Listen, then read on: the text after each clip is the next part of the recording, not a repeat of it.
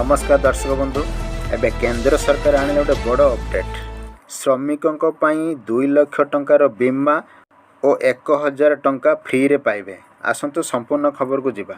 ई श्रम कार्ड योजना कौन? आर्थिक दृष्टि दुर्बल विभाग पाई सरकार ई श्रम योजना आरंभ करिसंथि। यह अधीन रे प्रति मासरे हिताधिकारी को बैंक अकाउंट रे 500 रु 1000 टंका आसे। यह व्यतीत ई श्रम कार्ड मूल उद्देश्य हेउची लोकों को रोजगार जोगेबा।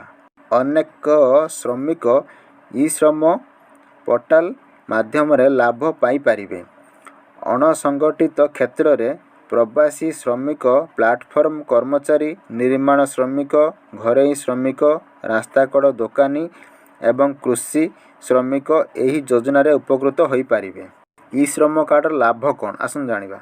1 नंबर श्रमिक माने 2 लाख टंका पर्यंत दुर्घटनाग्रस्त बीमा पाई पारिबे। 2 नंबर गर्भवती महिला पिलामानकर भरण पोषण सहायता। 3 नंबर दुर्घटना रे अक्षम हेले 1 लाख टंकार आर्थिक सहायता। 4 नंबर भारतर समस्त श्रम योजना रे प्रत्येक लाभ।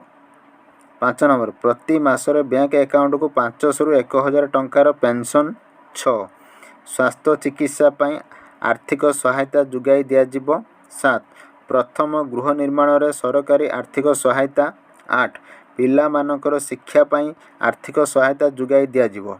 9 समस्त सरकारी योजना रो सीधा सड़क लाभ। ई श्रम पोर्टाल रे किभली पंजीकरण कराइबे।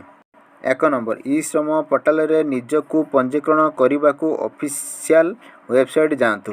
2 www.ishram.gov.in को जांतु एवं रजिस्टर विकल्प उपरे क्लिक करंतु। 3 पंजीकरण पाई एक फॉर्म रहिबो, एथिरे क्लिक करंतु। 4 फॉर्म पूर्ण करिबा परे परवर्ती प्रक्रिया संपूर्ण करंतु।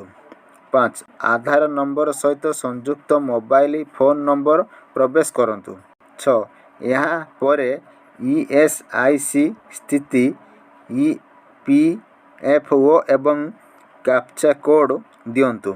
7 यहाँ पर फोन रे OTP आसीबो, यहाँ को दियंतु।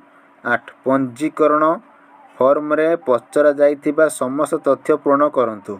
9 परे डॉक्यूमेंट गुडी को वेबसाइट अपलोड करंतु एवं तापर दाखल बटन उपरे क्लिक करंतु। एही उपाय रे आपण निजको ई श्रम पोर्टाल रे पंजीकृत करिबार समर्थ हेबे।